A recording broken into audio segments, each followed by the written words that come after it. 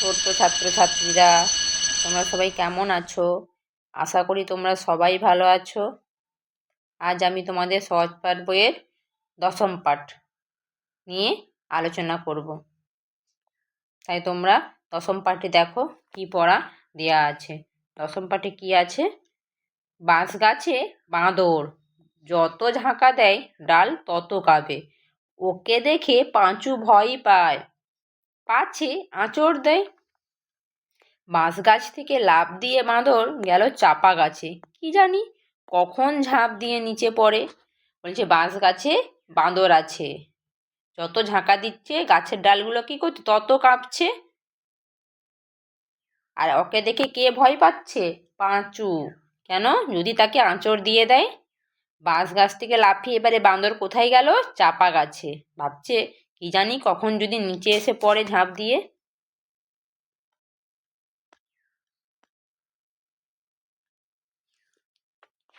এইবার বাঁদর ভয় পেয়েছে, ভোঁদা কুকুর ওকে দেখে ডাকছে, খাদু ওকে ঢিল ছুঁড়ে তাড়া করছে। 5টা বেজে গেছে, ঝাঁকায় কাঁচা আম নিয়ে মধু গলিতে হেঁকে যায়।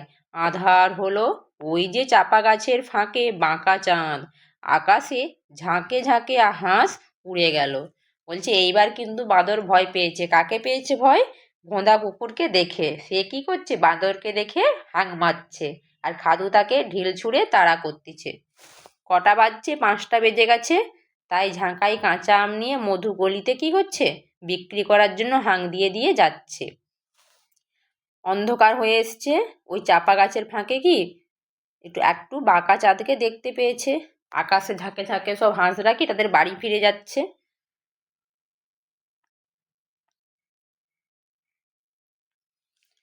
দূরে ঠাকুর ঘরে শাঁখ বাজে, কাঁসি বাজে, কানাই ছাদে বসে বাঁশি বাজায়। ওই কে যেন কাঁদে, না কাঁদা নয়, কাঁটা গাছে পেঁচা ডাকে। বলছে এবারে সন্ধ্যা হয়ে যাওয়ার জন্য কি ঠাকুর ঘরে সবাই ঘরে শাঁখ বাজছে, কাঁসর বেজে সন্ধ্যা দেখাচ্ছে, আর কানাই ছাদে বসে বাঁশি বাজাচ্ছে। বলছে ওই যেন কি একটা কাঁদছে। বলছে ওটা কান্নার আওয়াজ নয়, ওটা কি কাঁটা গাছে পেঁচা ডাকছে। পেঁচা তো দিনের বেলায় ঘুমিয়ে থাকে, আর রাত্রিবেলায় কি বাইরে বেরোয়, আর তখন সে ডাকছে।